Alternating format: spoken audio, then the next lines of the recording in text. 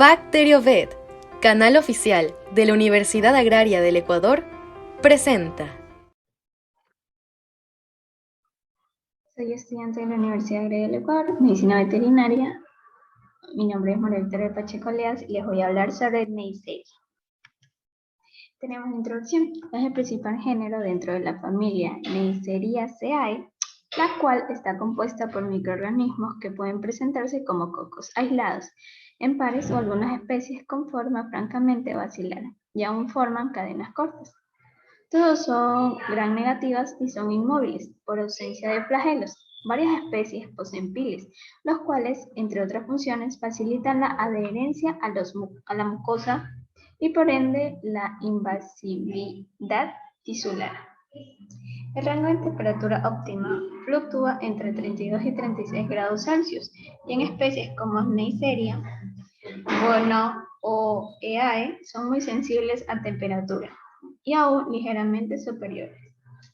El género en este capítulo comprende dos especies patógenas primarias, la meningitis y gonorrhoeae.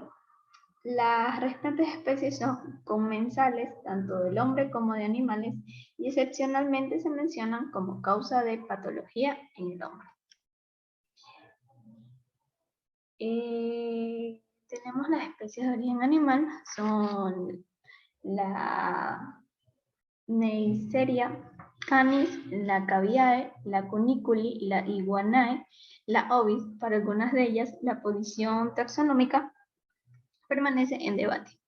Todas son muy inactivas frente a los hidratos de carbono y en caso de la canis, la cunícula y ovis presentan la capacidad de hidrolizar tributirina. Tenemos el cuadro que tenemos las características, la Neisseria, la Moraceae, la Cinetobacter y la Gingeia, donde la Neisseria cinerea y la N.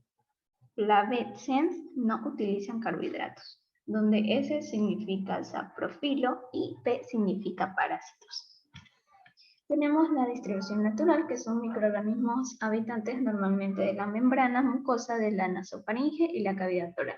Las especies patógenas son Gonorrhoeae y meningititis.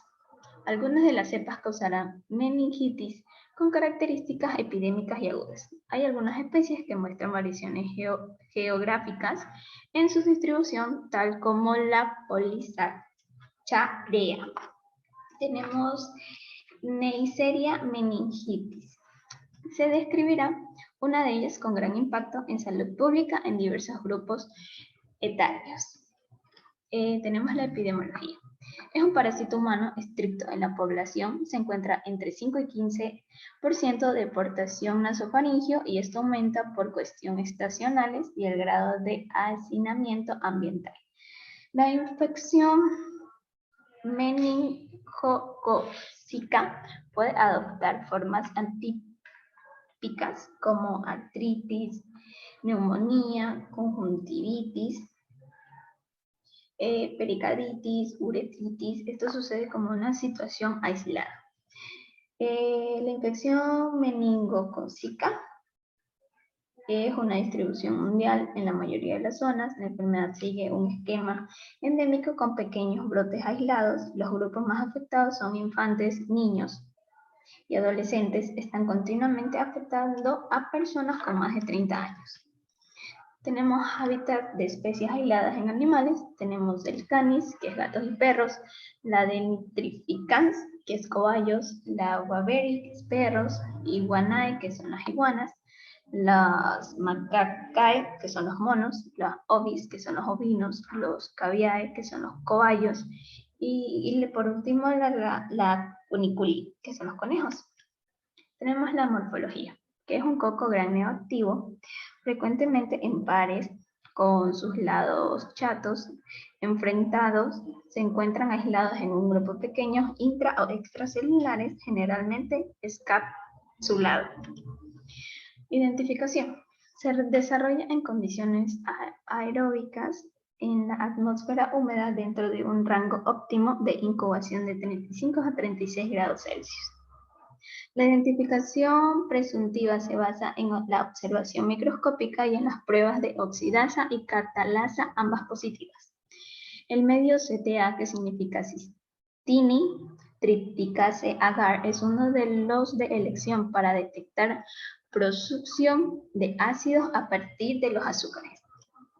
Tenemos la sensibilidad a los antimicrobianos. Fue un microorganismo sensible a la mayoría de los antibióticos desde el momento de la aparición de las cepas productoras de beta-lactamasa, codificadas por plásmido o con resistencia intermedia.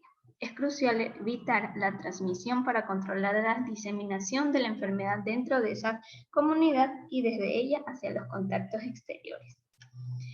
Ahora tenemos la prevalencia de Neisseria, comensales y géneros relacionados. Moxacella, Catarrhalis, ex Neisseria, ex Banhamella, Catarrhalis.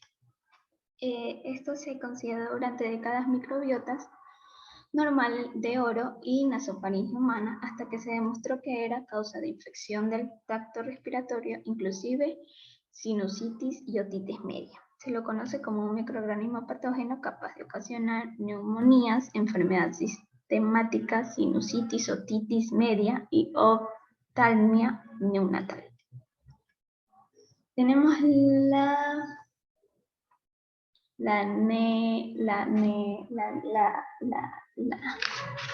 la lactámica.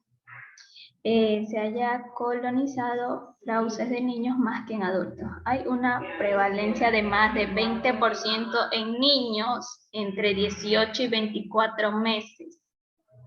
Es la única especie capaz de metabolizar lactosa y esa característica estimularía el aumento de la población de lactancia en las gargantas de los niños. Tenemos ahora la Neisseria flavescens. Es imposible determinar con exactitud la aportación de Neisseria comensales en los estudios previos al inicio de 1990, ya que la mayoría de esos estudios de prevalencia de Neisseria y Moraxella catarrhalis fueron realizados con medios no selectivos, sin inhibidores del desarrollo de otros microorganismos presentes en las muestras, impidiendo la diferenciación de las colonias de especies relacionadas. Desde entonces se han encargado estudios empleando medios selectivos que inhiben el desarrollo de especies de otros géneros, pero seleccionando las especies de Neisseria y Moraxella catarrhalis. Mediante otros medios encontraron que las cepas asacarolíticas, que no presentan detección de ácidos a partir de la glucosa sacarosa fructuosa, se hallan en el orden del 15% de todos los aislamientos. Y por último, tenemos que mostraban dos esquemas de colonización diferentes. Algunos estaban colonizados densamente por varias cepas de las especies sacarosas positivas y otros por varias especies distintas de Neisseria. Muchas gracias.